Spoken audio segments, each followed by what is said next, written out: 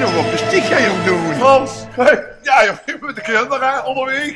Beetje. Jazeker. En? Ja, ik ga naar de Piekepot daar. Wat is dat te doen? Met Piekepot doen, het is gezellig. Nou, we doen de babyballen, hè. Ja, we verhuizen natuurlijk, hè. Ja, zeker. En dat is op 2 meter. En rond €1,50. Dan gaan we lekker ouderwetse aspergezitting doen. Nee, het is jij moet ergens anders optreden. Oh, dat is toch erg, hè. Ja, dat zal wel, je zal wel betalen nu, het dat er niet in, hè. Ja, dat hebben we wel geld, we hebben een goede artiesten. Kijk, zullen we met de aflopen? Oh, dat was gezellig. En ze zitten precies in een lekker ijsje. Nee, ijsje, dan heeft ze niet een Els ijslolly. Ijslolly, wat else? Kom, vergol.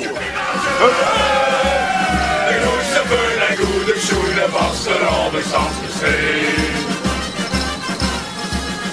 Asperge, de roe maar goed, want anders soepen ze de ganse kant geleden. Asperge, ze prinsen een lieve flesjes weer die link op huil.